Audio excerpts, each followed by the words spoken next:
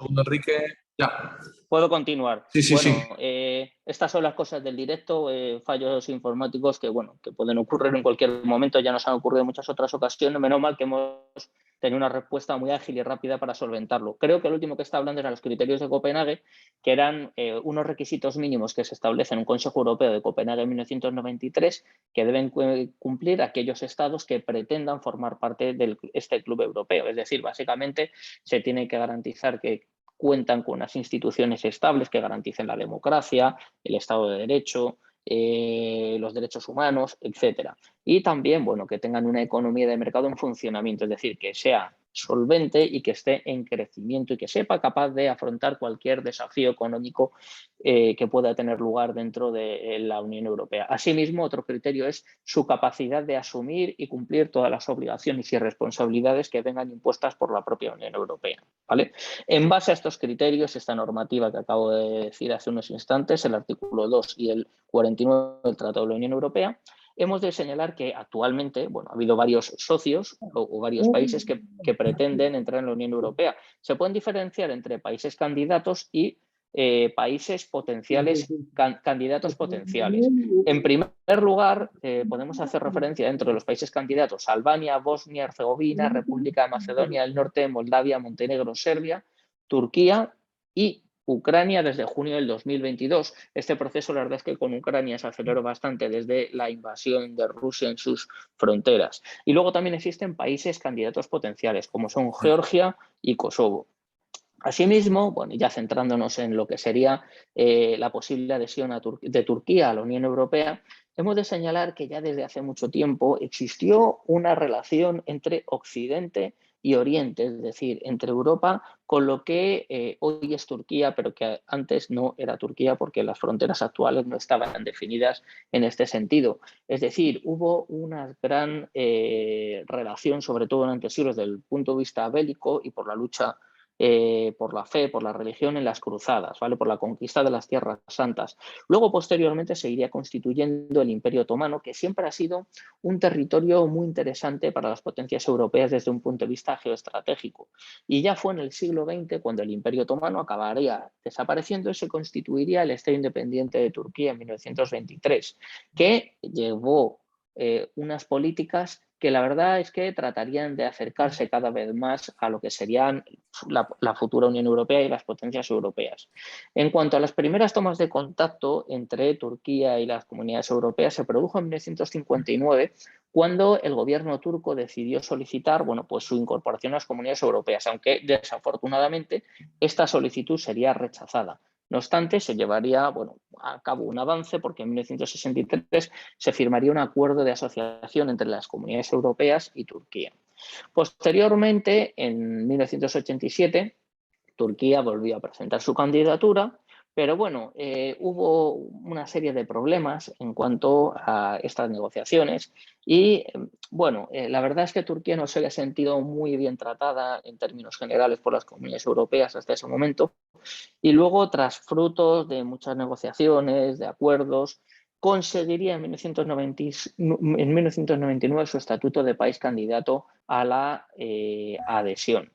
Poco a poco se consiguió ir trabajando para acercarse a la adhesión, pero sí que es cierto que Turquía se le ha exigido en muchas ocasiones una serie de reformas totalmente necesarias.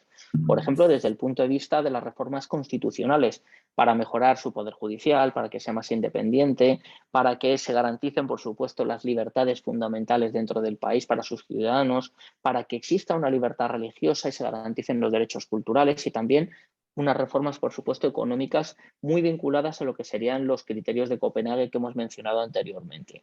Posteriormente, en 2004, se consiguió avanzar, se llevarían a cabo una serie de negociaciones que se iniciarían de una forma más clara en 2005, pero sí que es cierto que, bueno, que ha habido a lo largo de los últimos años una serie de contratiempos o obstáculos que han perjudicado a la adhesión de Turquía, por lo que han ido paralizando esto.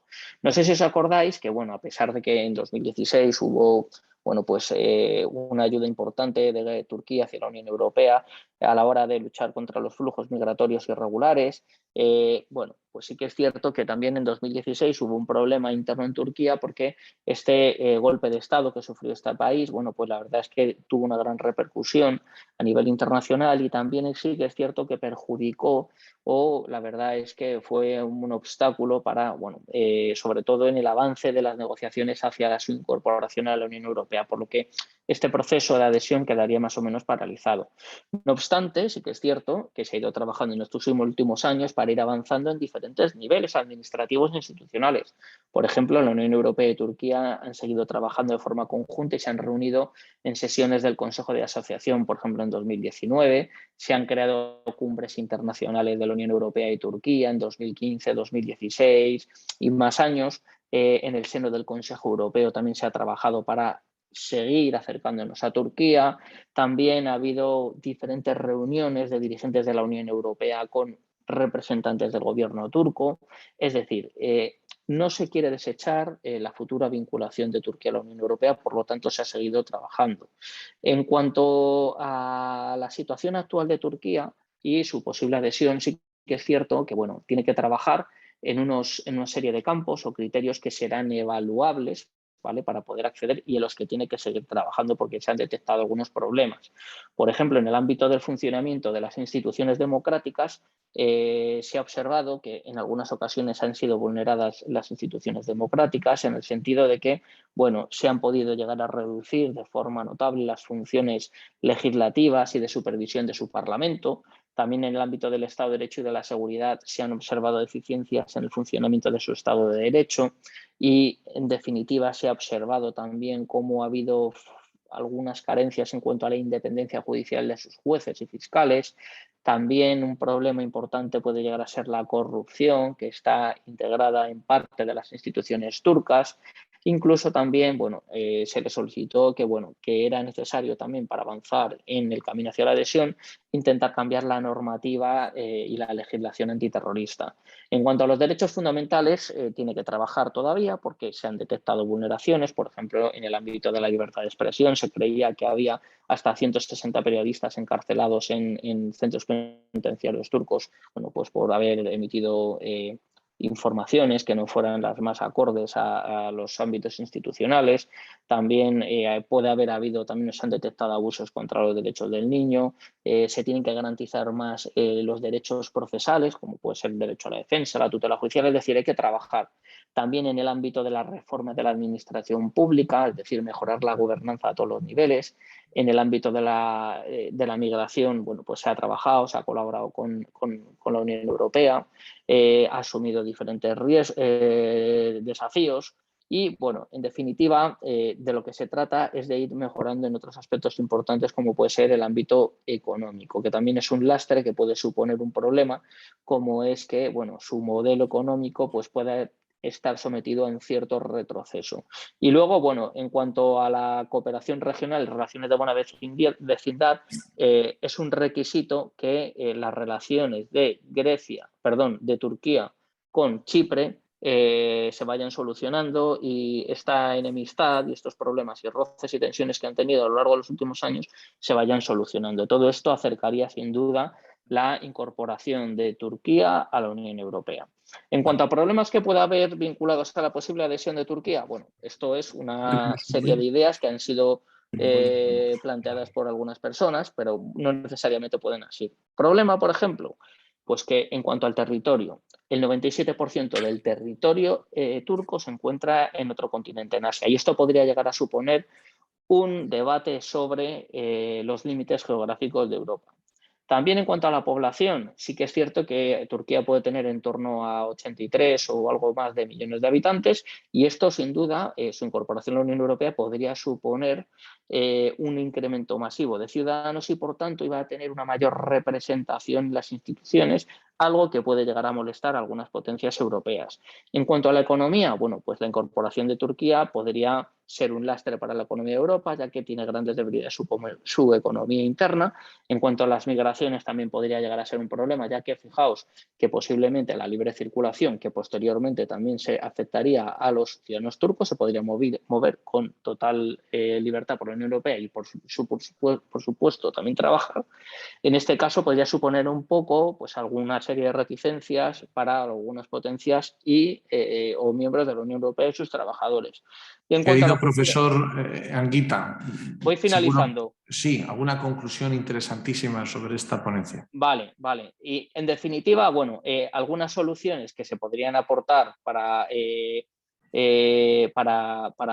esta adhesión podría ser que la incorporación de Turquía podría suponer un acercamiento para el mundo árabe, se aumentaría también en el ámbito de la seguridad, ya que habría una cooperación más estrecha para garantizar la seguridad y la lucha contra el terrorismo, el contencioso con Chipre se solucionaría evidentemente y, bueno, en definitiva las fronteras de la Unión Europea se habrían acercado todavía más hacia el Mediterráneo.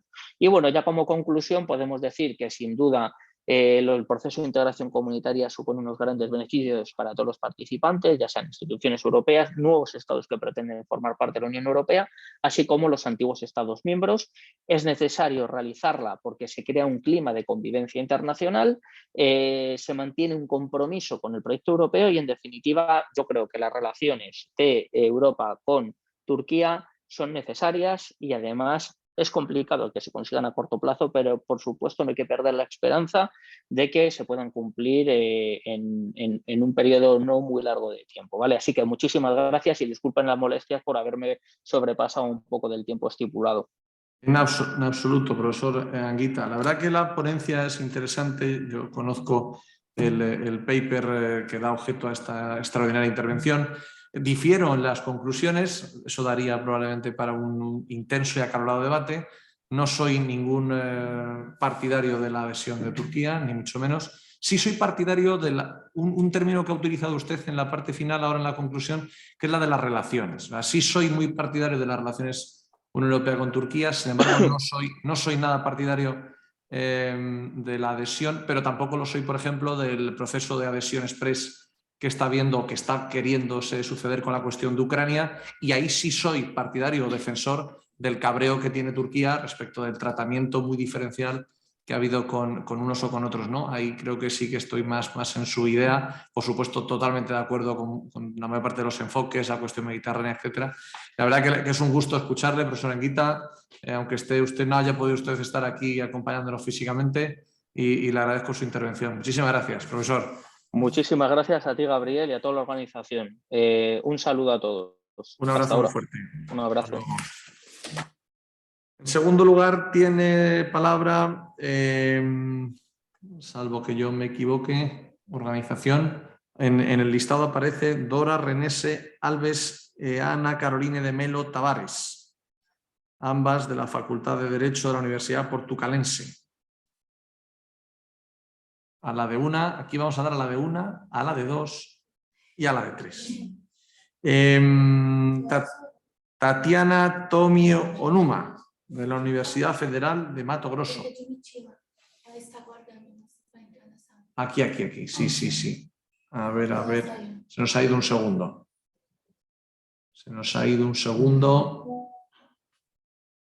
A ver si nos vuelve, la vamos a dar un segundín. A la de dos. Bueno, mientras Tatiana se recupera. Paula Guedes Fernández da Silva, Rita Preto. Qué maravilla, es presencial esto. Ya está. Pues para poder arreglar, para que yo pueda y poder arreglar el problema ese. Y así yo quiero estar presente. A las 5 tú vas a hacer tu Vale. Tatiana. Tatiana, ¿estás?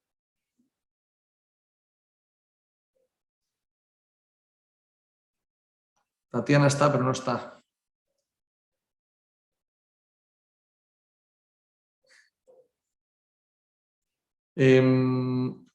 Sabia Rodríguez, que sí que la veo. Mientras Tatiana se conecte. Sabia sí que está. Sabia.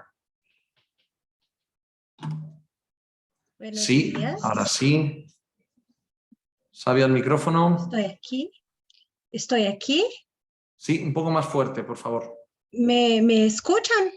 Muy poquito. ¿Y ahora? Ahora. Perfecto. ¿Ahora Perfecto. está mejor? Perfecto. Está Gracias. perfecto, Sabia.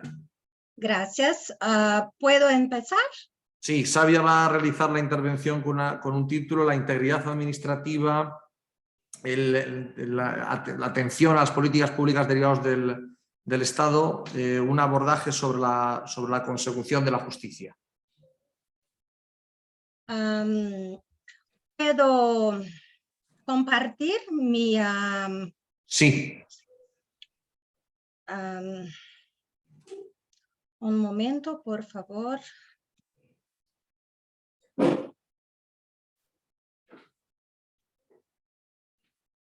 ¿Pueden ver? Aún no.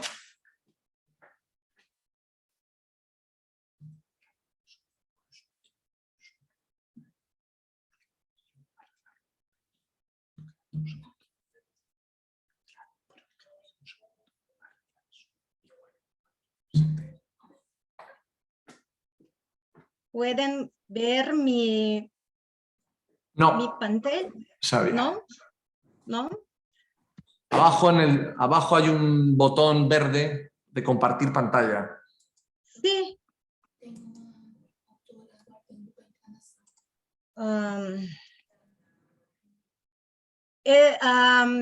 Yo no estoy, no me permiten compartir mi pantalla. Además ahora tampoco se le escucha. ¿Cómo hacemos para intentarlo? ¿Pueden concederme el permiso, por favor?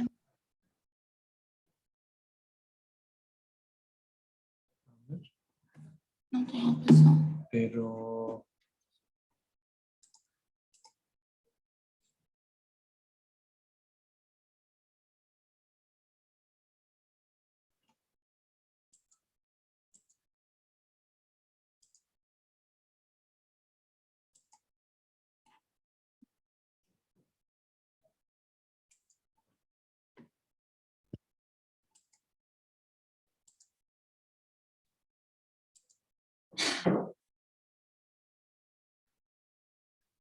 Está permitido. Sabia, y vuelvo otra vez a intentarlo. A varios compartir simultáneo a ver si así mejor. ¿Puedo intentar una otra vez? Sí, pero ahora no se le escucha el audio. Antes se lo escuchaba mejor. ¿Y ahora? Ahora sí. Ahora sí. Pero ahora no Gracias. se le escucha.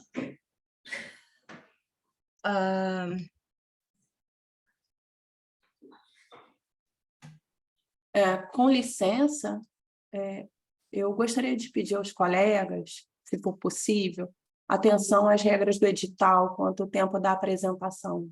Isso porque eu me programei para o horário que está no edital, né, disponível de 10 a meio-dia. E eu tenho... Sabia, intenta hablar. ¿Puedo empezar? Sí, pero no se verme? escucha. Pero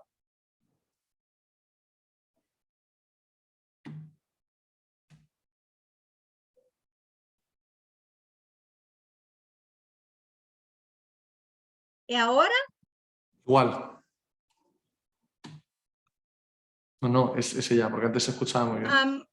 ¿Puedo sin compartir mi pantalla? No, lo de compartir está bien. Pero no me escuchan. Muy poco. ¿Ese hablo así? ¿Es mejor? Vale. Adelante. ¿Puedo empezar? Sí. Gracias.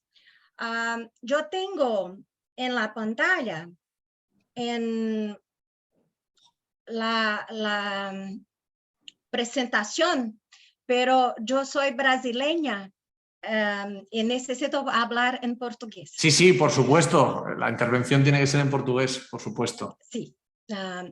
Meu tema é a integridade administrativa sob a ótica do atendimento das políticas públicas devidas pelo Estado. Falo a partir do Brasil. Sou brasileira, falo a partir do Brasil e integro a Advocacia Geral da União. A minha experiência é na administração pública. E aqui vem a minha apresentação, a fim de que seja possível conhecer a partir de que fontes eu me baseio para as pesquisas que realizo. Minha área de pesquisa é gestão pública, na administração pública, especialmente do Brasil, mas tenho procurado estudar também a realidade na Espanha, devido aos livros que adoto para os estudos. Aqui apresento a metodologia de trabalho e o referencial teórico e também algumas fontes bibliográficas, exatamente para informar a leitura que tenho procurado fazer em relação à experiência espanhola no meu aprendizado em relação a esses temas. Aqui, um pequeno resumo da apresentação que será feita nesses 10 minutos, o tempo está sendo contado. Tratarei da governança, integridade, políticas públicas e justiça, aglutinando esses temas de forma não linear, mas trazendo uma leitura própria com base nas pesquisas que tenho realizado e ouso trazer algumas considerações finais ao concluir o trabalho. Primeiramente, eu gostaria de explicar que a abordagem que fazemos a respeito da gestão pública contempla não apenas a forma de administrar o Estado, mas entender que a forma de administrar o Estado e as decisões adotadas pelo Estado interferem diretamente em relações privadas, seja de cidadãos, seja de pessoas jurídicas, de empresas. E essas relações interferem também nas relações entre cidadãos e entre empresas de países diferentes. Vivemos numa comunidade mundial uniforme. Todos se relacionam entre si. E as decisões de governo de uma nação interferem em decisões de governo de todas, consequentemente, por causa das relações interindividuais e das relações comerciais, consequentemente. Nessa perspectiva, a abordagem de integridade pública é mais ampla, relacionada não apenas a interpretar o direito, a gestão pública de acordo com o direito, de acordo com a norma, a ausência de irregularidades. A integridade, nessa concepção, está relacionada a uma governança numa visão mais ampla e na concepção de que essa atuação do Estado repercute de maneira ampla também, acaba que interfere na governança privada.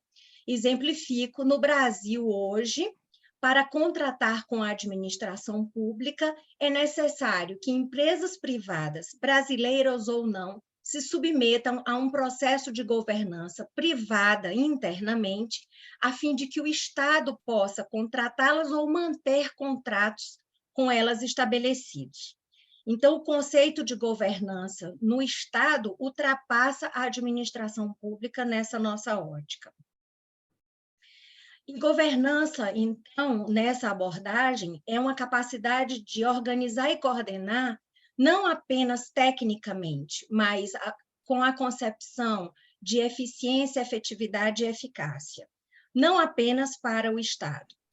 A integridade é a capacidade de que, nessa abordagem que trazemos, é a capacidade de que a atuação da administração pública tenha a capacidade de satisfazer os fins do Estado na prestação de serviços públicos, seja, inclusive, que essa prestação de serviços públicos viabilize a realização de atividades privadas ou não lhes impeça através de restrição da competitividade, se for o caso, e se for essa a conformação econômica do modelo estatal. As políticas públicas necessariamente não implicam tão somente a satisfação das necessidades do cidadão, mas especialmente que sejam capazes de levar a contento as necessidades de prestação de justiça social, e não apenas na satisfação de serviços públicos. Tenho em conta Mendieta e Sánchez, que tratam do conceito de Spinoza sobre consecução da justiça para o quê? O Estado deve ter uma capacidade de manifestar sua potência como forma de soberania. O exercício e a concentração do poder implique a capacidade sobre o direito, a jurisdição, a guerra, a diplomacia e a educação. O poder do Estado deve implicar a capacidade de institucionalizar e despersonalizar, porque é primado, por exemplo, no Estado brasileiro, a impessoalidade da gestão pública. A regulamentação das normas, a regulamentação da iniciativa privada, por exemplo, através de normas, mas não através de direcionamento. A Constituição brasileira, por exemplo, prevê a capacidade de competição e concorrência. A territorialização do poder com uma definição espacial e a capacidade de um Estado, pelo menos teoricamente, não depender da configuração de outro, por causa do exercício exatamente da soberania. Essa forma de demonstração do Estado leva a essa concepção trazida por Mendieta e Sánchez, baseados em Spinoza, de que a justiça depende de autoridade, mas a autoridade não é para o exercício do poder arbitrário. A autoridade é para que todos tenham a capacidade de obter a prestação do Estado sem perigo de danificar a paz social. Partindo já para as considerações finais e observando o tempo concedido, a governança pública envolve o sentido mais amplo de que a gestão tem a capacidade de atuar mais do que apenas sobre a administração do Estado, mas sobre a administração da sociedade, com a capacidade de pacificar e emprestar justiça social.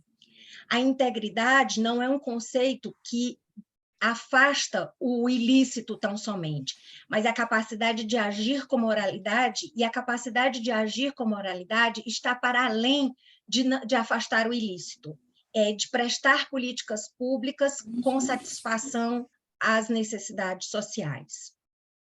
A trajetória crescente com traço evolutivo a partir da observação histórica do percurso. A administração pública precisa aprender com os próprios erros e evoluir com base nisso. Para tanto, é necessário registro das decisões tomadas, a revisitação dos erros cometidos. Diz Mendieta e Sánchez, chamam a atenção para o fato de que não se evita que se cometam erros, mas que os erros podem ser processos necessários para o aprendizado.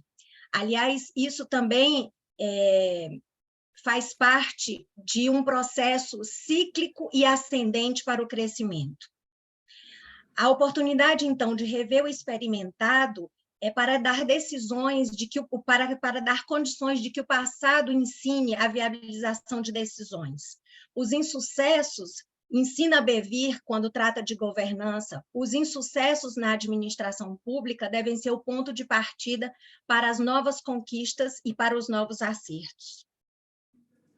O cenário da gestão implica, necessariamente, de acordo com as regras básicas de administração, planejar, fazer, monitorar e avaliar. E essa avaliação também contempla apreciar os erros e melhorar os resultados a partir deles. Como dizia, Bevir chama a atenção de que existem duas maneiras de aplicar a governança, por tentativa e erro, ou com a capacidade de, considerando que os recursos são escassos, observar o máximo possível e agir com responsabilidade para que os patrocinadores do Estado, que são os cidadãos, tenham o mínimo de prejuízos na consecução das políticas de que eles necessitam.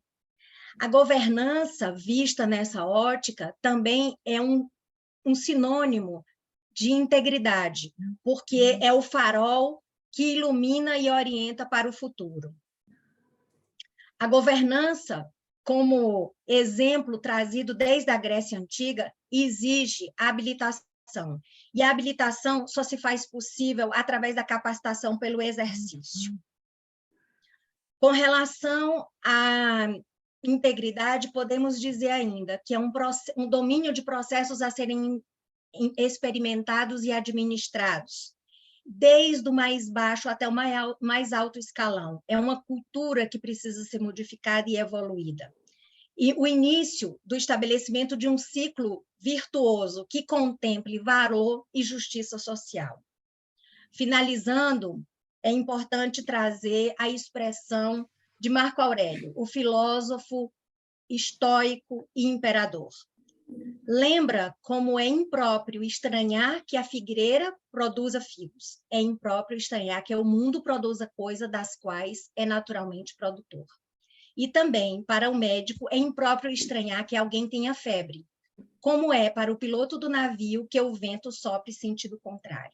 Ou seja, os desafios fazem parte da gestão pública, as dificuldades fazem parte desse processo e cabe a nós nos tornarmos cada vez mais fortes para enfrentar esta dificuldade e entregar resultados de melhor qualidade. Dentro do tempo concedido, agradeço o Iberojur pela oportunidade de participar desse evento, cumprimento a todos muito respeitosamente e desejo um excelente evento para todos. Muito obrigada.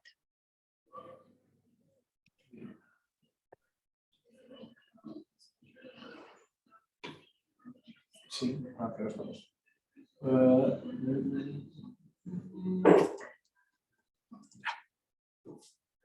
Muito obrigado, Sabia, por la sua intervenção. No, ahora sí. Sobre todo por la referencia a Marco Aurelio en un congreso de innovación. Eso es una cosa muy bonita, ver que cosas antiguas siguen teniendo a día de hoy enorme impacto y posible revisión de ello. Muchas gracias. Me indica la organización que tiene que intervenir... Gostaria de avisar que Dora Alves e Ana Caroline já conseguimos a ligação eficaz. Antes... Sí. Sí, no te preocupes, Dora. Ahora después vamos con la vuestra. Ahora vamos con Alfonso León y Neto, Katia de Oliveira, Alfonso y Patricia Denis, Patricia Neves de Melo, ¿no? Sí. Y luego a continuación ya vamos con Dora y Ana Carolina de Melo, que ahora además repite. Patricia. Bom dia, boa tarde. Patricia. ¿Me oyen? Perfecto. La intervención que van a hacer, el título es el de Revisitación de la ADI 35110 a partir de la lectura del artículo 29 de la Convención Interamericana de Derechos Humanos en la perspectiva de la crítica hermenêutica del derecho. Perfeito. Primeiramente, queria agradecer a oportunidade, parabenizar aos organizadores pelo evento. Já ficamos aí no mundo acadêmico ansiosos pela realização desses eventos e é um prazer estar aqui com vocês. Os advogados e coautores Kátia e Carlos Afonso estão em outros painéis.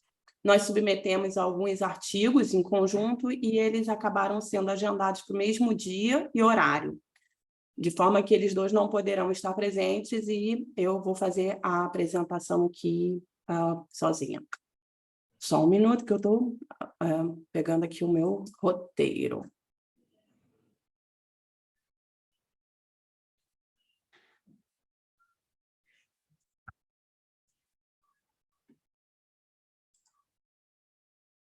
Bem, a minha opção aqui foi falar sobre essa revisitação da ADIM 3510, que no Brasil tratou acerca da lei que dispôs sobre as células-troncos. E o objetivo da minha pesquisa, eu sou mestre e doutoranda aqui no Brasil, e a minha pesquisa foi direcionada para o status do embrião. E por que eu me propus a fazer essa pesquisa?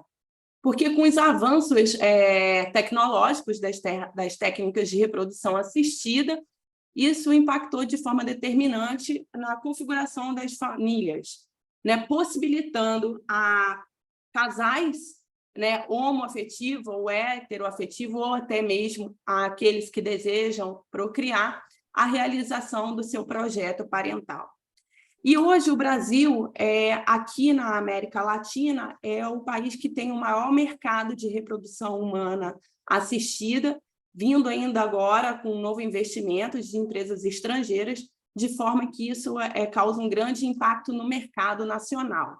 Então, além das questões bioéticas, as questões mercadológicas, há também esse impacto nos direitos fundamentais, já que o embrião ali, né, como produto da reprodução assistida, é o núcleo e ali da família, a base de toda a sociedade, e isso alimenta esses anseios do nosso mercado.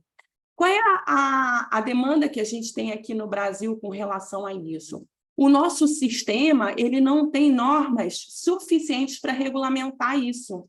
Então, a gente fica sem critérios para lidar com essas novas demandas de mercado, seja com relação à edição gênica, à doação de gametas, ao armazenamento, à limitação dos próprios médicos, biomédicos e demais profissionais da área da saúde que atuam com essa área da medicina. Por outro lado, no âmbito jurídico, em função do neoconstitucionalismo, do panprincipiologismo, ou seja, de uma demanda muito grande de sustentação dos direitos através dos princípios, a gente vem percebendo aqui uma insegurança jurídica. Isso se refletiu na própria ADIM 3.510, onde houve um grande debate e que os ministros acabaram por não enfrentar a questão dos status jurídicos e de que forma isso deve ser regulamentado na nossa legislação. Então, qual foi a minha proposta? Ao revisitar esse julgamento da ADIM 3.510, fazer um olhar sobre a perspectiva da Corte Interamericana, da Convenção Interamericana de Direitos Humanos, e sobre a teoria da decisão, aqui sobre a ótica da crítica hermenêutica do direito, capitaneada pelo professor Lênio Streck.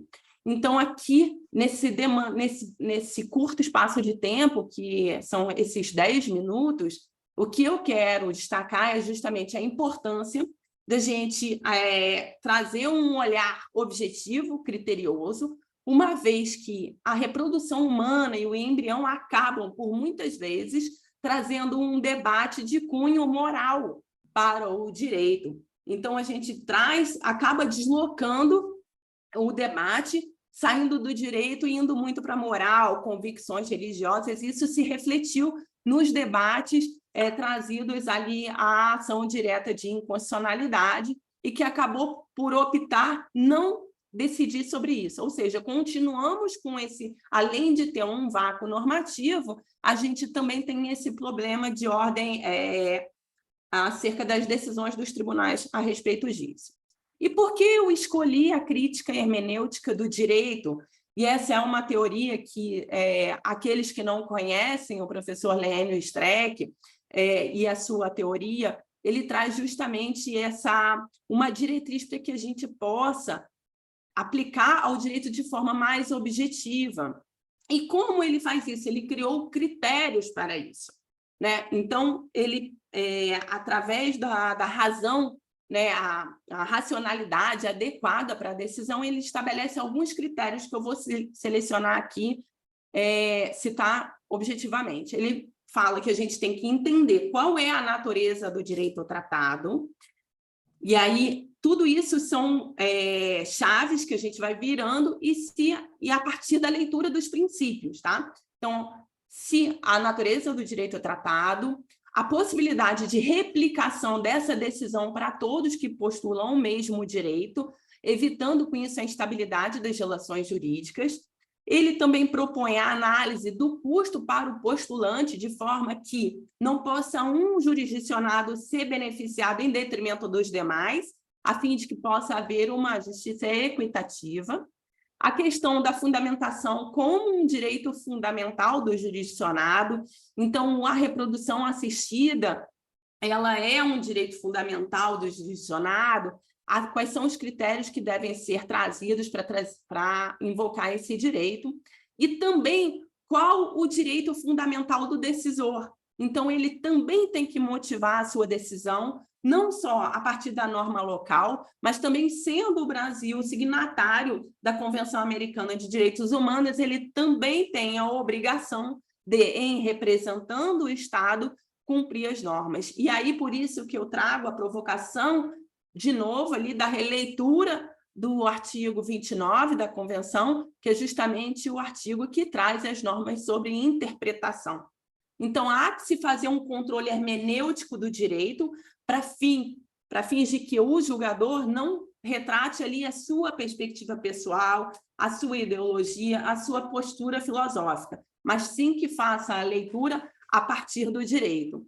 Isso em atendimento à integridade e à coerência exigidas ali tanto pelo nosso Código de Processo Civil, pelo nosso Código Civil e pela Convenção Interamericana de Direitos Humanos. Então, essa é a provocação que eu venho trazer para vocês. O artigo será submetido com uma exposição mais detalhada do tema. Eu agradeço a todos pela atenção e me coloco à disposição para maiores esclarecimentos. Muchas gracias, Patrice, por la intervención. Este ámbito ya nos es más cercano, el de la protección de derechos humanos, especialmente desde esta perspectiva de la Convención Interamericana de Derechos Humanos. Muchísimas gracias por tu intervención.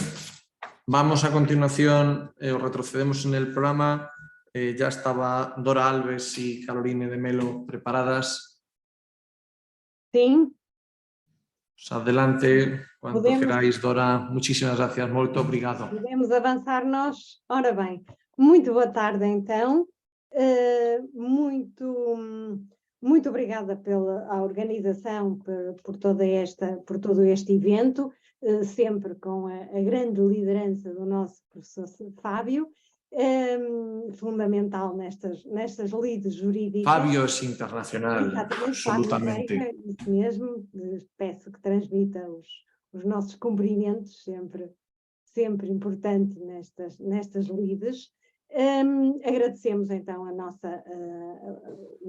a aceitação da nossa intervenção, que tem tudo a ver com esta forma como nos apresentamos aqui, através do digital, mesmo com as suas dificuldades, como vimos, porque não conseguimos estar, apesar de sermos duas, não conseguimos estar as duas na hora certa, no local certo, mas apesar dessas limitações, são estas plataformas que nos motivaram a trazer aqui as questões de política pública e de cidadania e de participação dos cidadãos na chamada governança.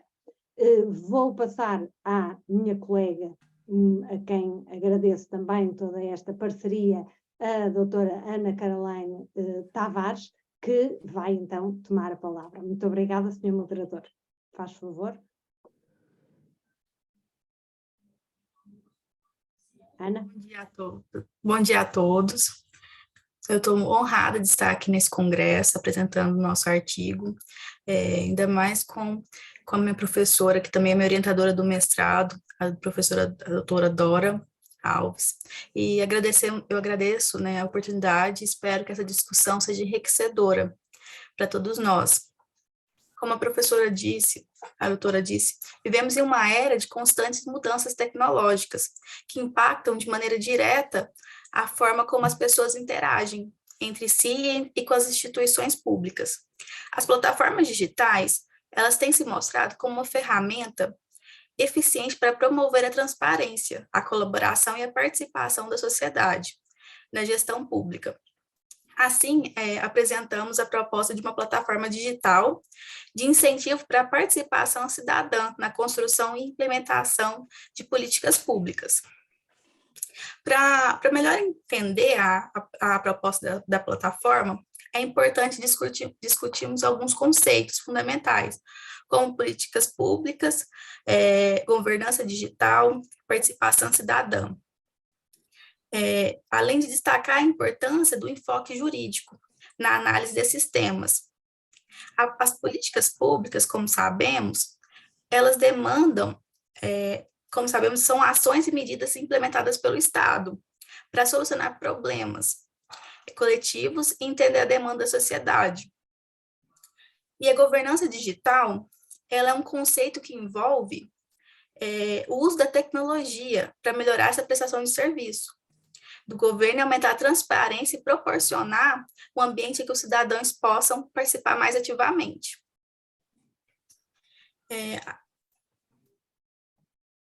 Nesse desenvolvimento da plataforma e dessas funcionalidades, é um incentivo para as políticas públicas e ela foi pensada para ser de uma maneira acessível e fácil. Que nada adianta ser algo que inviabilize a sua utilização, né, pela população e pelos seus usuários. Além disso, a plataforma inclui ferramentas de análise de dados e de visualização e que permite os gestores públicos acompanharem a opinião pública sobre temas específicos e fazem ajustes de políticas públicas em tempo real. Então, é bem ágil essa plataforma, vai ter um feedback, um retorno rápido de ambas as partes.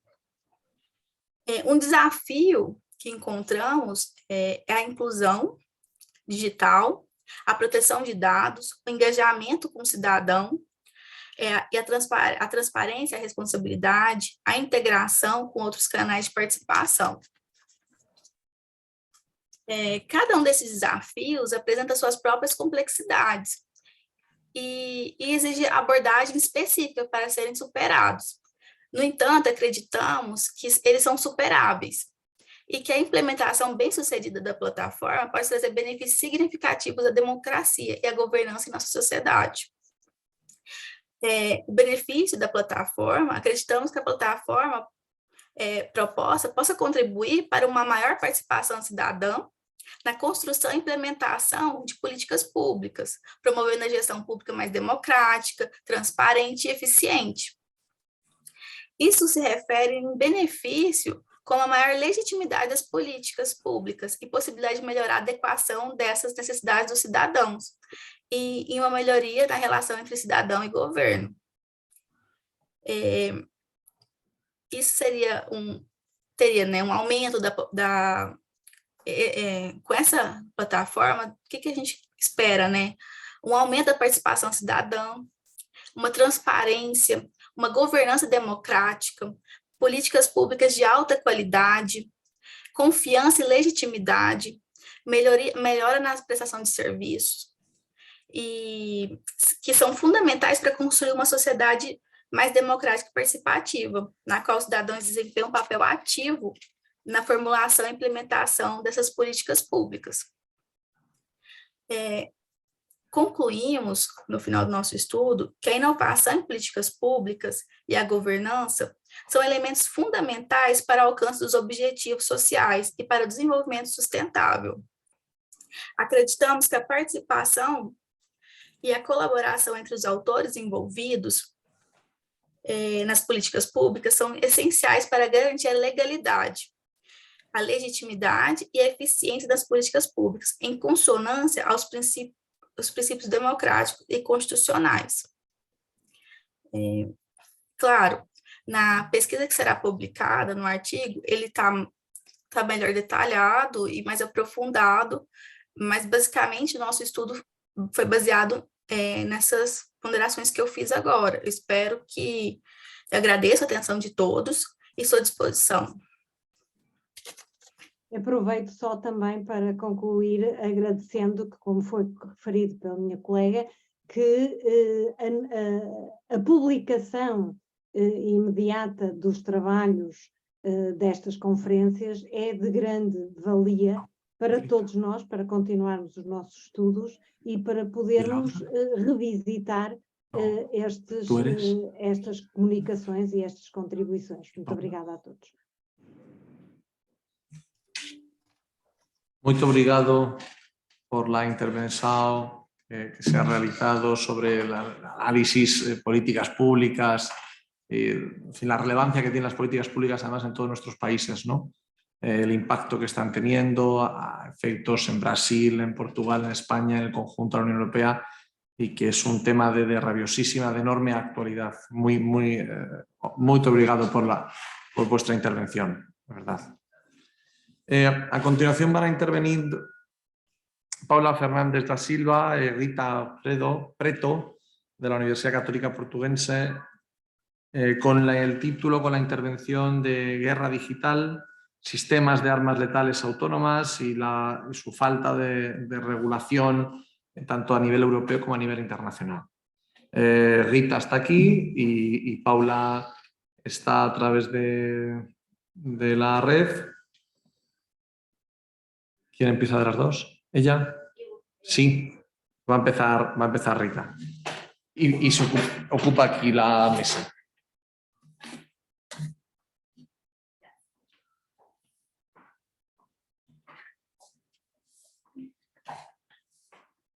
Boa tarde a todos. Hoje vamos aqui debater um pouco as dificuldades de regulação, tanto regional como internacional, dos sistemas de armas letais autónomas. Como bem sabemos, o domínio militar tem sido invadido por sistemas de inteligência artificial que potenciam e permitem a criação e o desenvolvimento de sistemas de armas letais autónomas, as chamadas LOS, e já há alguns anos que a doutrina se tem vindo a focar em debater conceitos essenciais, como a definição do termo sistemas de armas letais autónomas, o controle humano necessário para se falar neste tipo de armas e as lacunas que podem ser geradas em termos de responsabilidade internacional. Mas com o conflito armado agora em curso, assistimos à invasão do teatro de operações por softwares de inteligência e de gestão que nunca foram anteriormente vistos e por isso neste momento entramos no âmbito da necessidade de regulação e de pensar na regulação e não tanto de definir, se calhar, concretamente os conceitos em questão. E é necessário, por isso, pensar se as normas atuais, se o conteúdo atual das normas vigentes de direito internacional humanitário são suficientes para regular estas novas armas ou se é premente a criação de um instrumento jurídico vinculativo internacional para os LOS. Como sabemos, muitas armas não permitem que se garanta o respeito pelos princípios de direito internacional humanitário, o princípio da humanidade, da necessidade militar, da proporcionalidade e da distinção. Porquê? Como temos visto, atacam civis, bem objetivos civis, não há proporcionalidade no ataque, não há necessidade militar, porque não existe uma vantagem militar para se ganhar o conflito, causando-se, pelo contrário, danos excessivos ou sofrimentos desnecessários a civis e combatentes. Veja-se agora o que está a ser debatido, o caso das bombas de fragmentação, que estão a ser utilizadas como armas de guerra na Ucrânia, em violação destes princípios, não obstante existe um tratado internacional de proibição de bombas de fragmentação, o qual, todavia, não foi ratificado pelas partes envolvidas no conflito armado, nem pelos Estados Unidos da América. No caso dos LOS, estamos perante a aplicação militar de inteligência artificial que suscita questões a nível da tomada de decisões do uso da força, desta proteção dos civis, do cumprimento do princípio da responsabilidade e das questões de responsabilidade individual, internacional e responsabilidade internacional dos Estados por prática de factos internacionalmente ilícitos. E levantam-se outras questões também, como até que ponto os resultados a que o algoritmo chega é fiável e até que ponto conseguimos assegurar que a inteligência artificial continua subordinada à vontade do ser humano e ao julgamento humano, mesmo num contexto de conflito armado que já é difícil de controlar. Para não desvirtuar os regimes jurídicos de direito internacional, parece-nos necessário a edificação de um corpo de normas específicas para este tipo de armas que reforce o cumprimento das normas de direito internacional humanitário, de direito do uso da força, dos direitos humanos e do direito internacional consuetudinário. Posto isto, cabe-nos destacar algumas notas essenciais. Atualmente existe uma grande divisão entre vários países e as organizações internacionais quanto ao facto de se dever banir este tipo de armas ou se elas devem ser reguladas, defendendo um uso responsável de inteligência artificial para os países que defendem esta regulação. Obviamente, os países que defendem este tipo de regulação fazem-no por questões de geoestratégia e geopolítica e é neste ponto que se afastam as grandes potências político-económicas e militares dos países considerados de segunda linha. Daí que desde a eclosão do conflito se fala muito na crise da comunidade internacional e se não se deve antes considerar que estão a ser implementadas comunidades internacionais regionalizadas, e sendo este agora o termo mais preciso. Os interesses de política externa dos Estados e a manutenção das suas posições de poder fazem com que não se consiga resolver um problema base, que é a definição do conceito de sistemas de armas letais autónomas. Como não existe consenso quanto à definição deste conceito, nem quanto à questão do controle humano significativo, existem organizações e doutrina que defende que este tipo de armas completamente autónomas já estão a ser empregadas no conflito na Ucrânia. Por outro lado, há quem considere que atualmente ainda não existe nenhuma arma completamente autónoma. Com efeito, os avanços da Convenção sobre certas armas convencionais da ONU, levados a cabo pelo grupo de peritos governamentais sobre tecnologias emergentes na área de sistemas de armas letais autónomas, não se têm revelado frutíferos. Os debates jurídico-legais e ético-morais ocorrem de forma mais ou menos consistente desde 2014, sob os auspícios desta Convenção, que se norteiam por 11 princípios muito baseados no direito internacional humanitário e no regime de responsabilidade. Este ano, devido ao conflito armado, têm sido realizadas reuniões recorrentes desde março para regular estes sistemas, porém não se tem conseguido chegar a conclusões que permitam transformar meras sugestões em compromissos jurídico-vinculativos. Porquê? Porque na Convenção para certas armas convencionais tem de existir consenso entre os Estados. A Rússia é um Estado que está sempre a barrar qualquer tipo de definição destes sistemas e também do controle humano necessário, e por isso não têm existido muitos avanços quanto a uma regulamentação internacional no seio da Convenção. E por isso, face a esta improdutividade e incapacidade, os Estados têm avançado para acordos regionais, e quando comparamos esses acordos percebemos que existe um afastamento entre os Estados participantes e que existem blocos regionais cada vez mais extremados entre si. Em fevereiro de 2023, realizou-se em Haia, na Holanda, a primeira cimeira sobre o uso responsável de inteligência artificial no domínio militar. E dias depois decorreu na Costa Rica a conferência subordinada ao tema Impactos Sociais e Humanitários da Utilização de Sistemas de Armas Letais Autónomas, que culminou no Comunicado de Belém, que apelou a uma proibição deste tipo de armas. Na Cimeira da Holanda participaram grandes potências, todos os membros do Conselho de Segurança, à exceção da Rússia, que foi um país não convidado a participar na Cimeira. Como podemos perceber, nesta Cimeira estavam presentes todos aqueles Estados que investem muito na aplicação de inteligência artificial no domínio militar e, por isso, não demonstraram qualquer interesse que fosse criada uma regulação internacional com caráter vinculativo e relativizaram esse ponto, baseando-se antes numa tentativa de tentar escrutinar como é que se pode fazer um uso responsável da inteligência artificial. Pelo contrário, na conferência que reuniu os países da América Latina e das Caraíbas, chegou-se à conclusão e fez um apelo à criação de uma regulação internacional jurídico-vinculativa que proibisse este tipo de armamento. Porquê? Porque são países que dificilmente vão ter capacidade de os ter. E daí que este seja um ponto que atualmente também nos leva a falar da crise da comunidade internacional. E passo a palavra. Obrigada, Rita, pelas suas considerações iniciais. Só para confirmar, vocês estão me ouvindo bem, certo? Perfeito.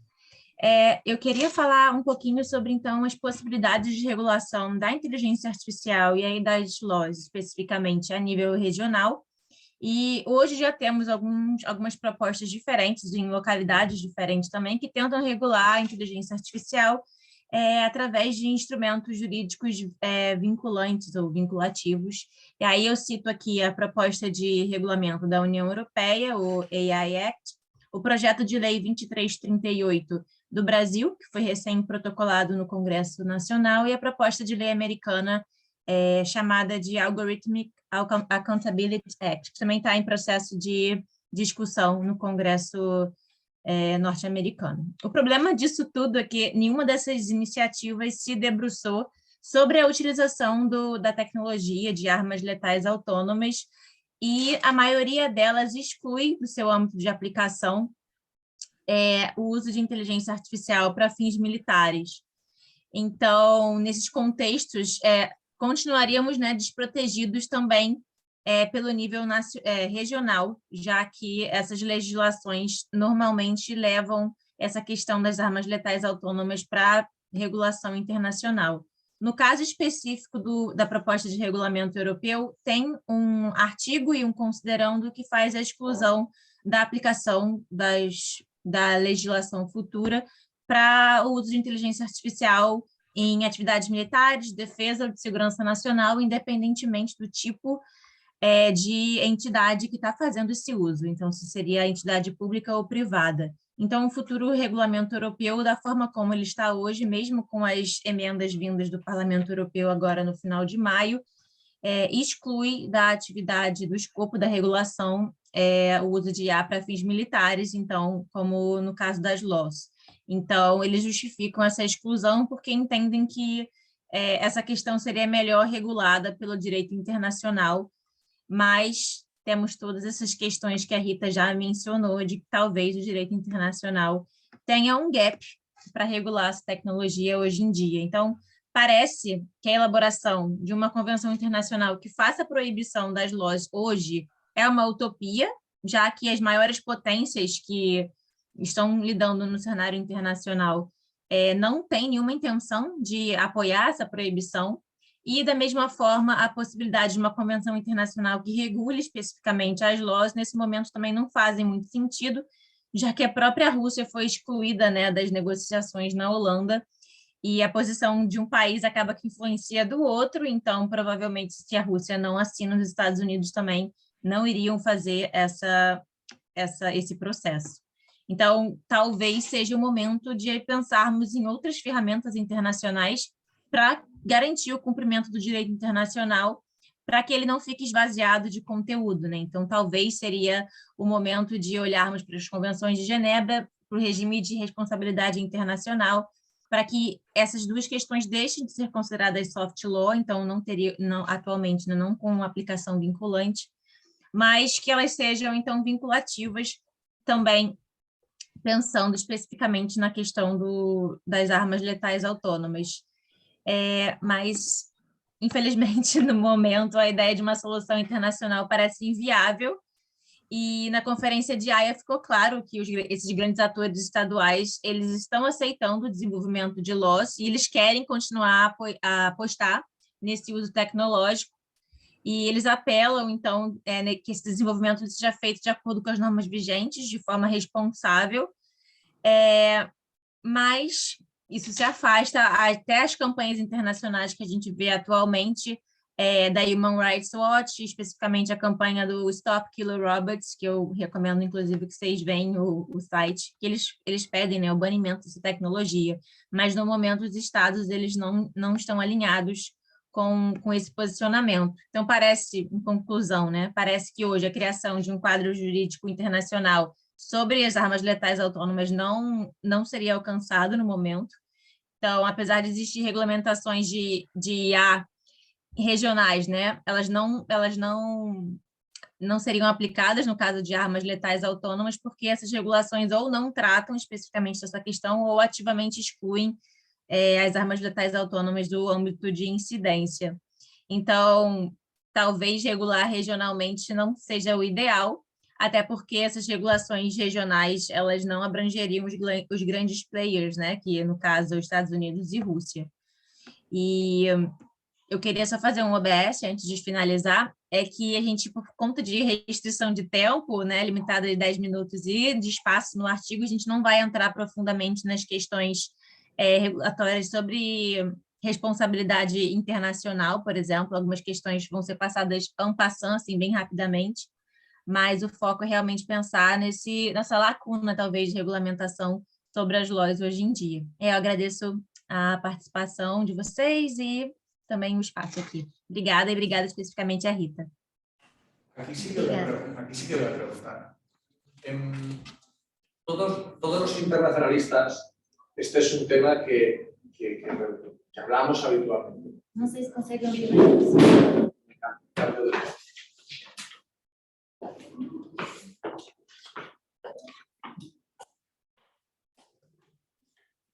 Obrigado, Paula, por la intervención vuestra y la de Rita. Digo que un comentario, ¿no? Todos los estudiosos todos los internacionalistas, este es un tema, las armas masivas, las armas de destrucción, todo este tipo de cuestiones, derecho internacional humanitario, etcétera, que lo tenemos muy trabajado, ¿no? Es decir, todos nos gusta mucho investigar sobre esto. Y todos analizamos lo que ha sucedido y lo que opinamos sobre esto. Pero yo creo que nos falta a todos un poco de realismo, o es mi sensación, ¿no? Hablabais mucho, ambas, de los instrumentos vinculantes, ¿no? De instrumentos de vinculación internacional. ¿Vosotras pensáis que hay alguna posibilidad real que se regule a través de algún instrumento vinculante en derecho internacional esta realidad? Es decir, la de armas letales digitales con realidad. No lo que queremos que pase, sino si podría pasar algo de regulación en un plazo corto o no. Y me da igual si es desde el punto de vista, o la aplicación internacional o regional, que decía ahora luego al final Paula, que yo creo que, claro, está muy bien que Europa regule sobre armas letales si no las va a utilizar. Claro, es divertido. ¿Pensáis que sí, que se puede regular o que no? ¿O que no hay posibilidad de que se haga algo a corto plazo? Eu acho que instrumento novo, neste momento, não será possível por causa do atual conflito.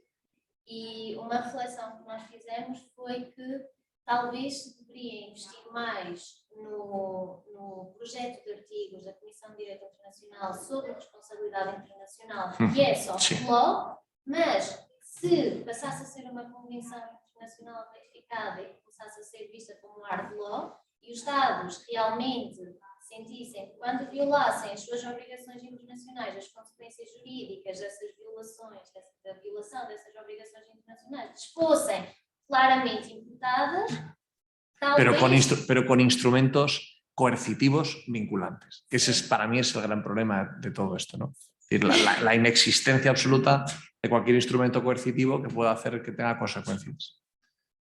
Mas a nossa ideia é defender que se deve tentar melhorar soft law que já existe. Neste caso, por exemplo, a questão do PAR e do projeto de artigos de responsabilidade internacional, porque já está estabelecido, há uma opinião estabelecida sobre isso, direito internacional consuetudinário, e talvez tivesse lá está um caráter mais coercivo. Sim. E acho que se calhar se deveria começar pelo que já temos, ou seja, tentar apostar em melhorar a aplicação do regime de responsabilidade internacional do Estado e talvez, se ele funcionasse, não recorressem tanto a atores não estaduais, não violassem tanto o primeiro artigo das Convenções de Genebra e sentissem-se mais contidos na utilização destas armas, porque foi como refiro, temos o tratado que proíbe as bombas de fragmentação. Y no resulta. No podría estar más de acuerdo. Muy obrigado a las dos, a Paula y a Rita. Vamos con la intervención de André Luiz Batista, de João Liserio de Oliveira y João Paulo Lima dos Santos, todos ellos de la Universidad Federal de Bahía. Y el título de su intervención es La protección interamericana de derechos de crianza, desafíos para la superación de la brecha digital en vista de una educación tecnológica e inclusiva. No sé en qué orden intervenís los tres, un equipo numeroso, fuerte. Yo puedo empezar. Andrés, el primero. Sí, buenas tardes, profesor Gabriel Martín Rodríguez. ¿Me oyen? No, de momento no, André. Todavía no. ¿Y ahora? Igual, muy bajito, casi imperceptible. Lamentablemente, yo tengo solamente este micrófono. Entonces, yo voy a intentar hablar más. Es su micro. Seguro. A ver, André, ¿otra vez? Sí. Sí, ¿Me oye? estupendo. Ya sí. Gracias. Muchas gracias. Gracias. Buenas tardes, profesor Gabriel Martín Rodríguez.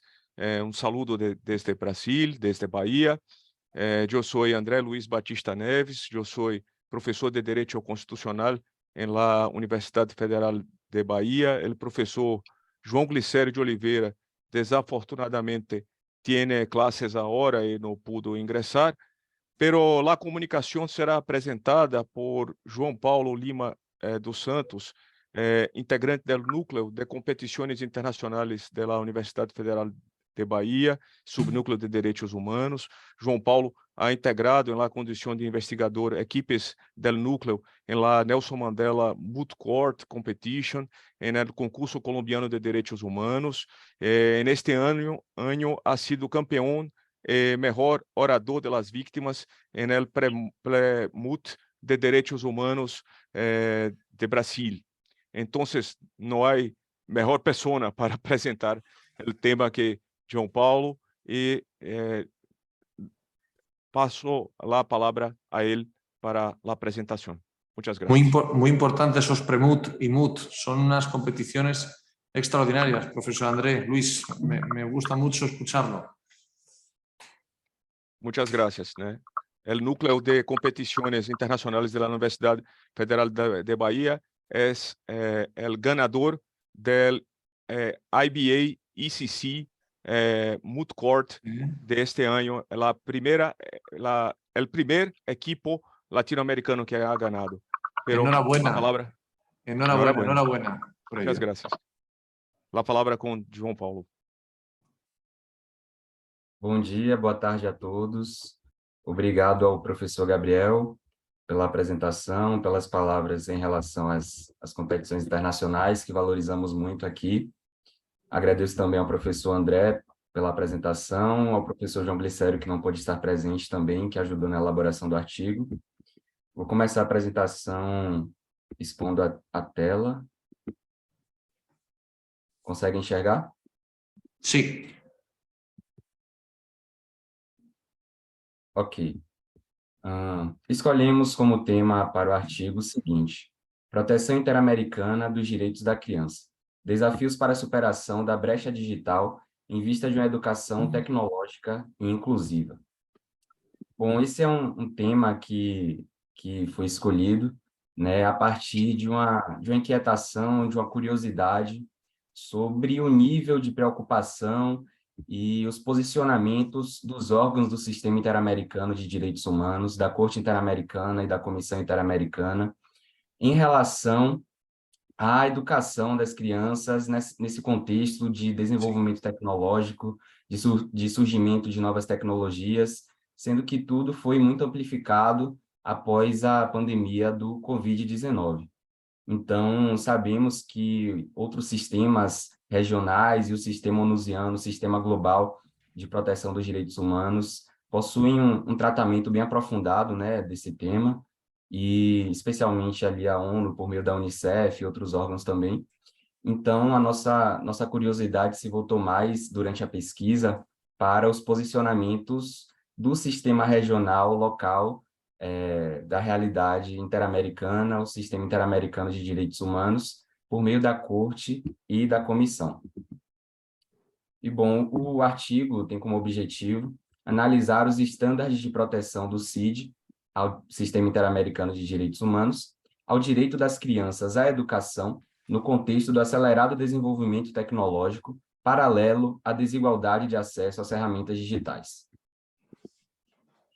E, desde logo, é importante tomar conhecimento da titularidade de direitos por parte das crianças. Elas são sujeitos de direitos, inclusive é importante destacar que o artigo 19 da Convenção Americana, que resguarda os direitos das crianças, ele já traz no seu texto a importância de se dedicar a uma proteção especial às crianças. E isso porque se considera que elas existem uma condição de vulnerabilidade. E essa condição de vulnerabilidade já foi reconhecida, inclusive, pela Corte, tanto na sua competência consultiva, em opiniões consultivas, como também em casos contenciosos, né? Casos concretos que chegaram ao seu conhecimento. E essa vulnerabilidade se dá em razão do desenvolvimento biopsíquico progressivo das crianças, que colocam elas em um estado de dependência natural. E, bom, falando do artigo 19 da Convenção Americana, que resguarda esses direitos da criança, ele não é um artigo que é autossuficiente para regular todos os direitos da criança, e até por isso a Corte já reconheceu que esse artigo ele revela um feixe de outros direitos garantidos na Convenção e em outros instrumentos normativos internacionais de direitos que são titularizados pelas crianças. Então, elas também titularizam sob a interpretação, com a interpretação à luz do artigo 19 e outros direitos, como garantias judiciais, proteção judicial, liberdade de expressão, de religião, entre tantos outros direitos que são garantidos. E é importante que se chame a atenção também que essa situação de vulnerabilidade das crianças, ela pode ser ainda mais amplificada a partir da incidência de outros vetores de discriminação, de desigualdade, como raça, cor, etnia, entre tantos outros que podem influenciar numa situação de violação de direitos humanos. Mas, bom, o foco desse artigo é dado em relação também com o direito à educação. O direito à educação no sistema interamericano ele está previsto ali na cláusula dos DESCA, Direitos Econômicos, Sociais e Culturais, do artigo 26 da Convenção Americana, mas está também presente, mais delimitado e mais especificado no Protocolo de São Salvador, que deu contornos mais bem delineados desse direito. Mas, ainda assim, essa previsão nesses instrumentos internacionais, ela não é totalmente suficiente para acompanhar a realidade atual no que diz respeito ao direito à educação, especialmente após a pandemia, onde o ensino e a aprendizagem ganharam novos contornos com a utilização amplificada de ferramentas digitais, onde o acesso à internet se tornou ainda mais importante. E, se atentando a isso, a Comissão Interamericana de Direitos Humanos, por meio de relatorias, como a Relatoria Especial para a Liberdade de Expressão, editou uma série de relatórios e informes em que trata desse direito à educação, mas em relação com um direito ao acesso a tecnologias.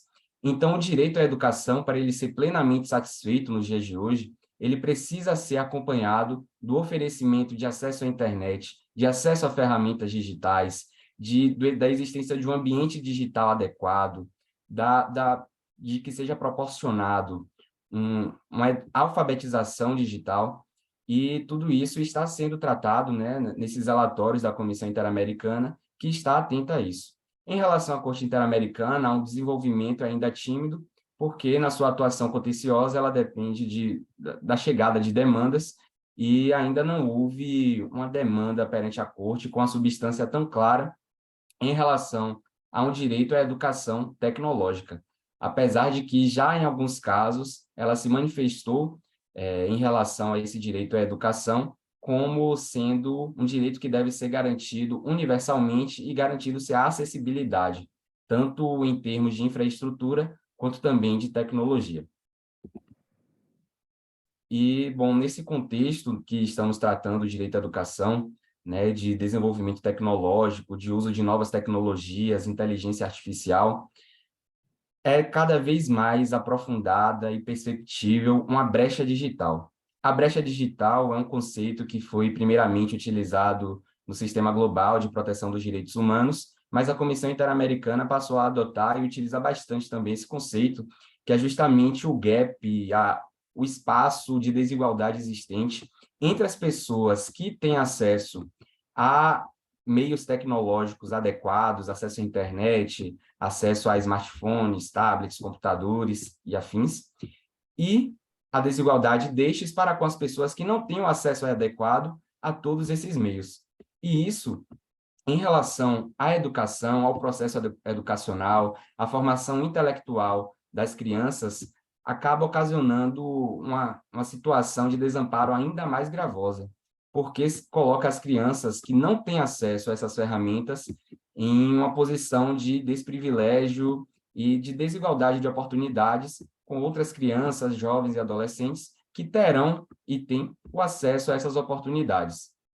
E ressaltando também que após a pandemia do Covid-19, essa desigualdade teve a tendência a se aprofundar ainda mais, já que, né, os institutos de ensino e aprendizagem passaram a utilizar de modo ainda mais amplificado esses meios digitais. Então, passaram a ser possíveis aulas remotas por videoconferência, a utilização de plataformas digitais de aprendizagem vinculadas a escolas e a universidades.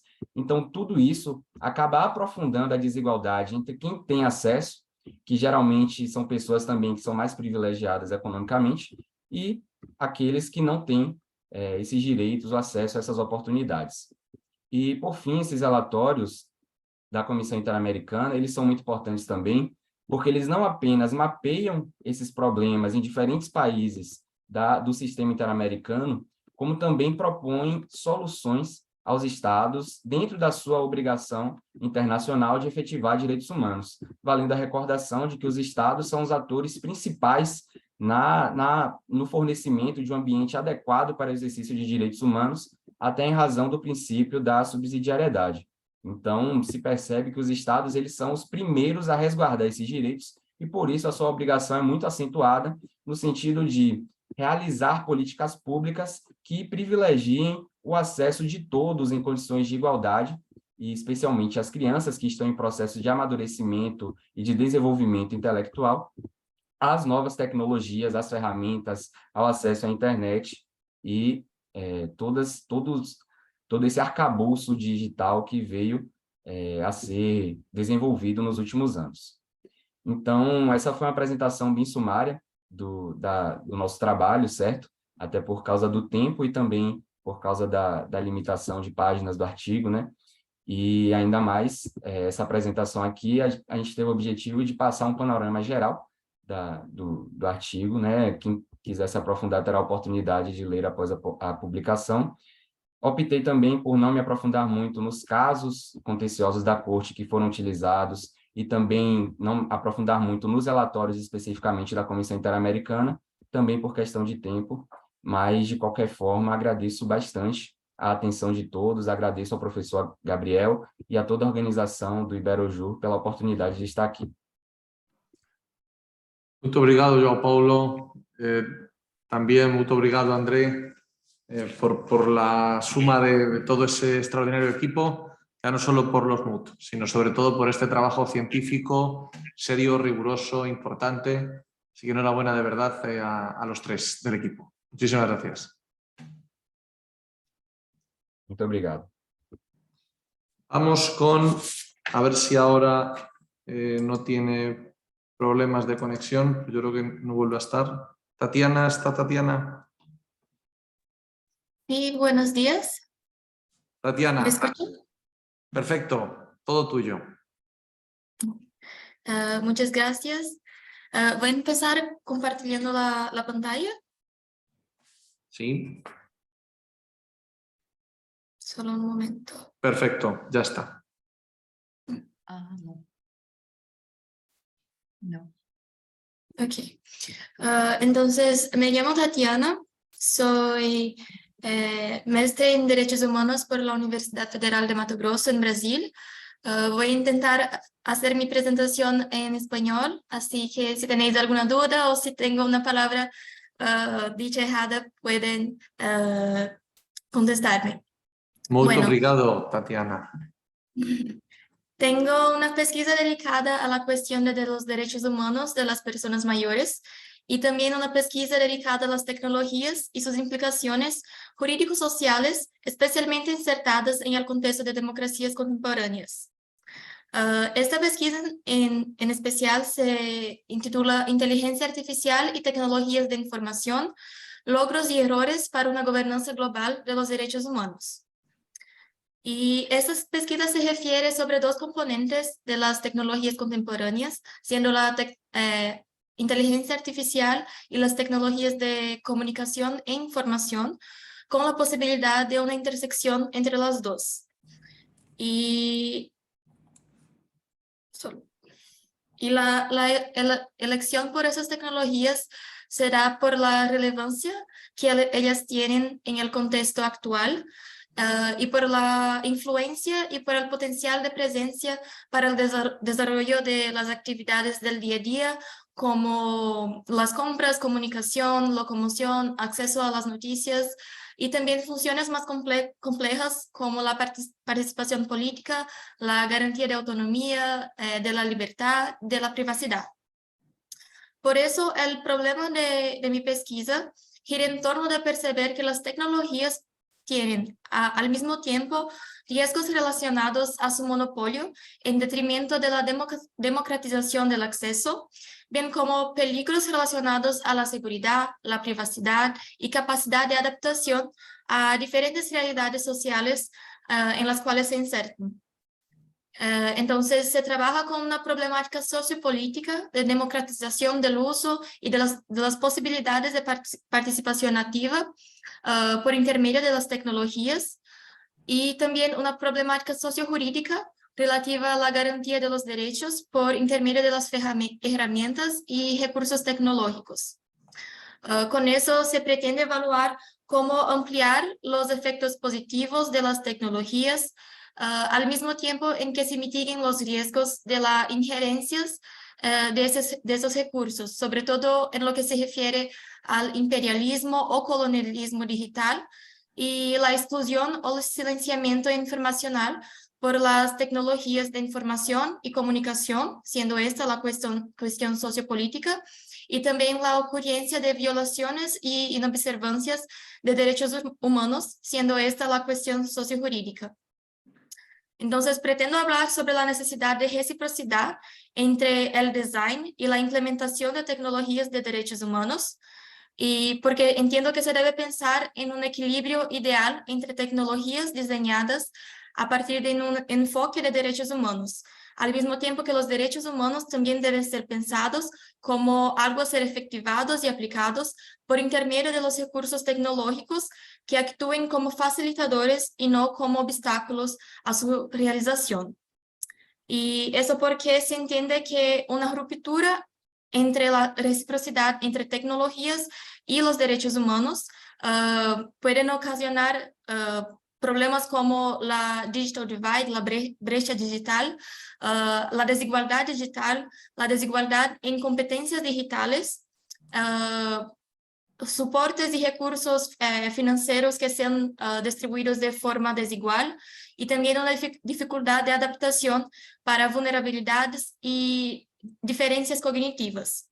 Y ese desequilibrio hace con que las tecnologías y los derechos humanos en esa posición de desequilibrio pueda perjudicar la gobernanza que se muestre verdaderamente eficaz y segura en un contexto democrático.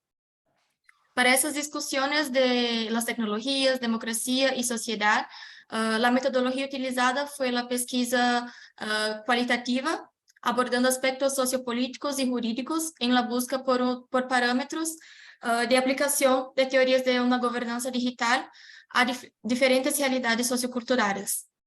Y para eso, en un primer momento, fueron analizados aspectos preliminares acerca del papel de las tecnologías y los avances de la inteligencia artificial, destacado el caso de las casas inteligentes que impactan el cotidiano individual de una forma muy abrupta, y también analizada la esfera pública comunicativa virtual, sobre la cual se pasa a intermediar los conflictos políticos y sociales.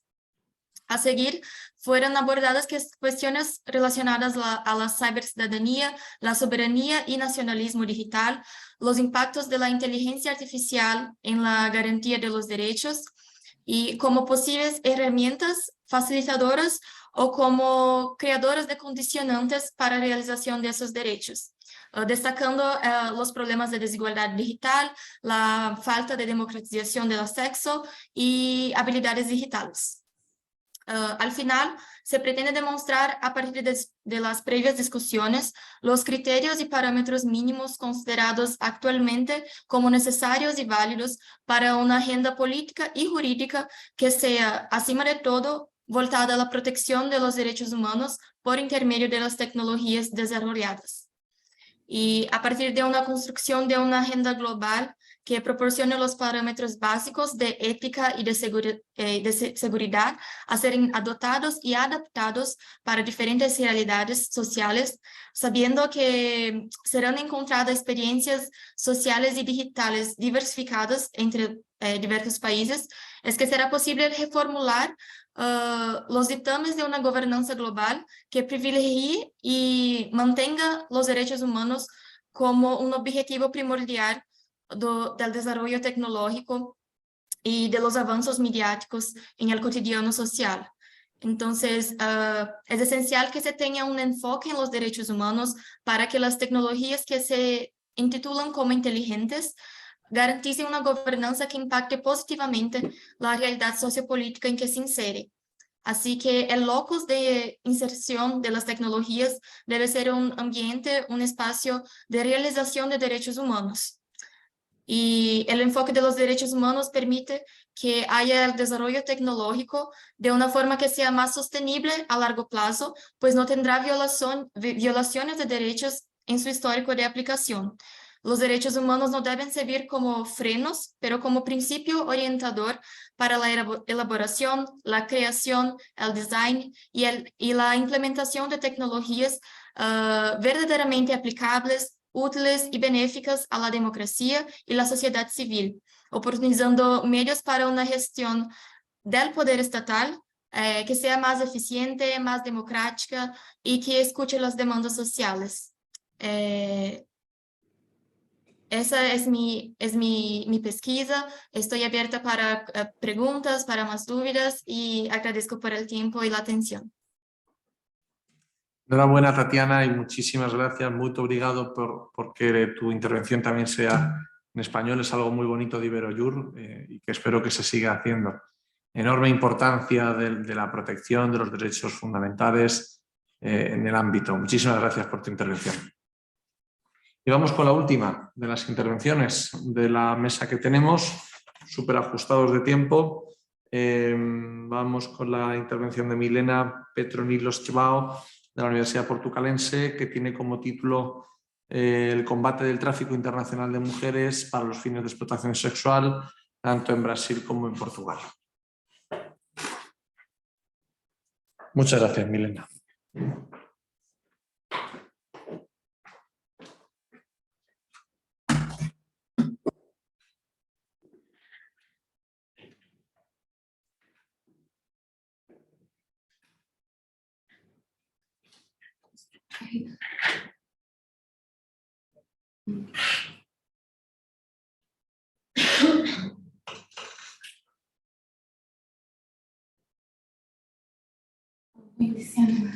Bom, boa tarde a todos e a todas. Gostaria também de agradecer pela moderação do professor Gabriel e também pela oportunidade de participar desse painel que tem sido muito rico nos debates. Ao contrário do que a maioria apresentou aqui, o meu é um pré-projeto, que é do mestrado, então é uma atividade da disciplina do mestrado, então eu vou apresentar meu pré-projeto, que em breve vai virar um artigo. Então, o meu tema é sobre o combate ao tráfico internacional de mulheres para fins de exploração sexual no Brasil e Portugal.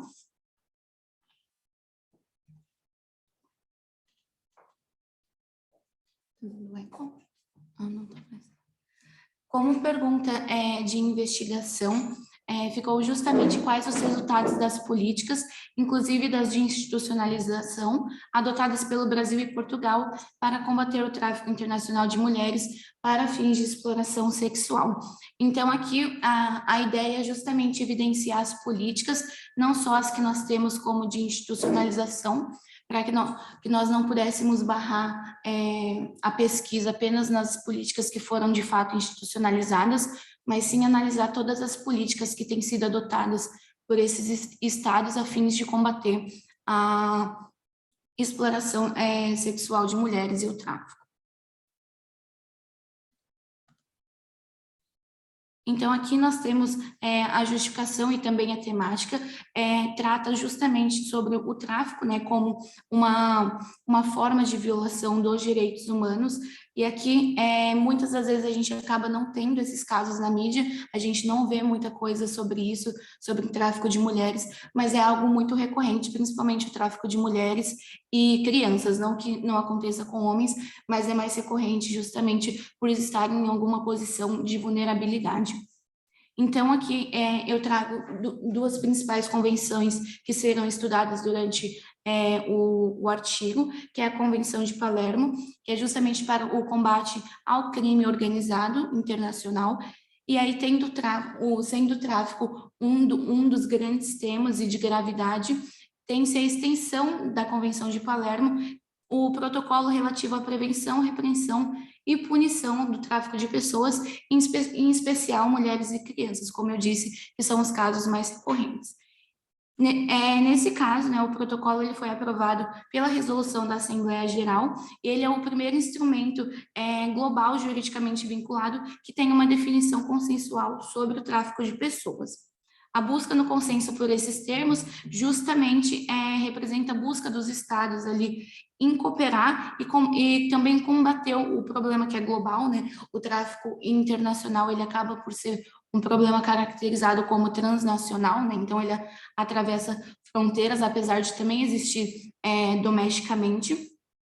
Então, esse consenso do que é o tráfico, ele serve justamente aí para que exista aí uma convergência quanto às definições penais nas legislações, e a partir disso sirva também, os casos possam servir como exemplos para auxiliar as vítimas e prestar também outros suportes. Então, aqui eu coloquei até a composição sobre o que a Organização das Nações Unidas e o Escritório de Drogas e Crimes diz a respeito e compõe o tráfico de pessoas, né? Então, é uma ação sendo o recrutamento, transporte, transferência, abrigo ou recebimento de pessoas. Precisa-se também de um meio pelo qual a ação é efetuada, então, através de ameaça ou uso da força, ou outras formas de coerção, rápido, fraude, engano, abuso de poder ou de uma posição de vulnerabilidade, e a entrega ou aceitação de pagamentos ou benefícios para obter consentimento de uma pessoa, exercendo controle sobre outra pessoa. E a posição 3 é um propósito de ação, ou seja, que no caso aqui, como estamos falando, a exploração e aí sexual, no caso da pesquisa. Então, como objetivos gerais e específicos, é justamente mapear essas políticas, né? Então, descrever e disseminar, de fato, quais políticas têm sido adotadas, tanto pelo Brasil quanto Portugal, e disseminar as boas práticas que possam vir a ser encontradas para que auxiliem na cooperação e combate em todos os estados, não só no Brasil e Portugal. Além disso, descrever os principais dispositivos dos protocolos para justamente reforçar o que está previsto neles e também comparar o alcance. O meu mestrado ele é em Direito Europeu e Comparado, então, por isso, dois estados, então a comparação será justamente em relação ao alcance das políticas aplicadas pelos estados e se elas têm sido eficientes. Além disso, não podemos deixar de fora as organizações internacionais que têm sido atores aí, que têm trabalhado na cooperação e nessa ligação entre os estados, para que eles possam trabalhar em conjunto para combater o tráfico internacional de mulheres. Além disso, descrever os fenômenos que causam maior incidência no número de mulheres traficadas também é super eficiente e importante para o artigo. Aqui falo muito também da questão da vulnerabilidade no que diz respeito a, por exemplo, posição social ou então nacionalidade dessas mulheres que se encontram nessa posição. E aí, por fim, é só especificando mesmo o método, que é o do direito comparado, que é utilizado durante a pesquisa, e algumas políticas já mapeadas. Aqui tem a política do Brasil, né, que é uma política nacional de enfrentamento ao tráfico de pessoas, em que existe uma cartilha para auxiliar justamente ao Estado em como proceder nesses casos, auxílio também em disseminar a informação do tráfico de pessoas e de mulheres, e aqui em Portugal também nós temos o 5º Plano de Ação para a Prevenção e Combate ao Tráfico de Seres Humanos. Eles têm feito esse plano de ação, eles têm atualizado, então desde 2007 eles trabalham com esse plano de ação, e agora o foco deles está justamente também conversando muito com o propósito da Organização das Nações Unidas e o Escritório de Drogas e Crimes, que diz respeito ao suporte que é dado posteriormente às vítimas.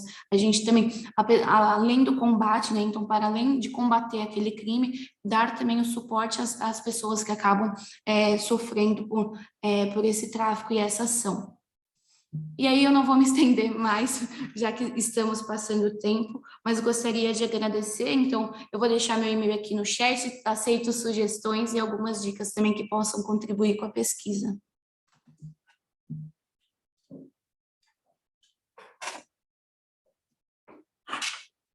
Muito obrigado, Tatiana.